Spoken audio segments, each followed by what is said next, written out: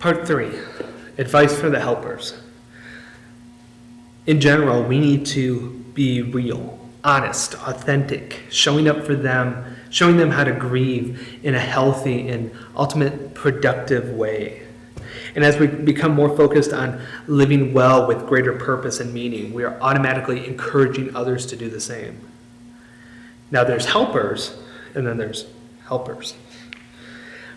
Be polite with those helpers. Many people that are grieving have said that instead of telling people that what they're saying isn't helpful, they just go silent. Holy outrage, this anger that points out injustice and silencing, it knows what the true community might be, and it knows that it means telling the truth without worrying about who's going to get offended.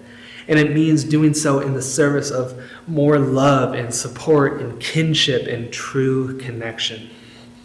Part of living with this grief is learning who is safe and who is not. And it's also discerning for yourself when you are ready to share with others your grief. For the helpers, sometimes it's just not worth the fight. Sometimes it's easier on your heart and mind if you simply just stop trying to explain. This doesn't mean you let others tell you how you should live. It means just simply stepping out of the argument altogether. And by simply refusing to engage in those debates about whether or not your grief is valid. For the helpers, it means learning how to do nothing. I'm not telling you to suppress the impulse of wanting to remove somebody's pain. I'm telling you to notice it, but not act on it. Pause before you offer support or guidance or encouragement.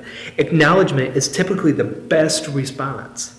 Let them share the reality of how much this hurts without jumping in to clean it up, make it smaller, or make it go away.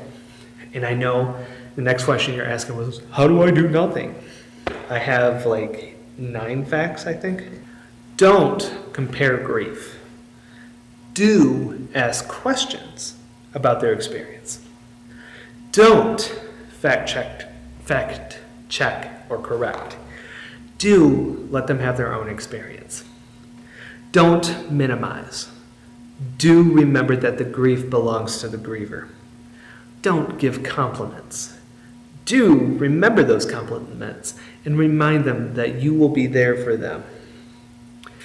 Don't be a cheerleader. Do mirror their reality back to them. Don't talk about it later. Do stay in the present and only go back to the past if they're there. Don't evangelize.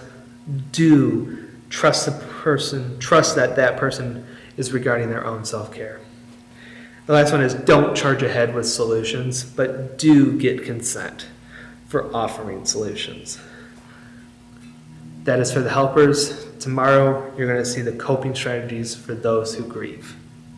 Stay blessed.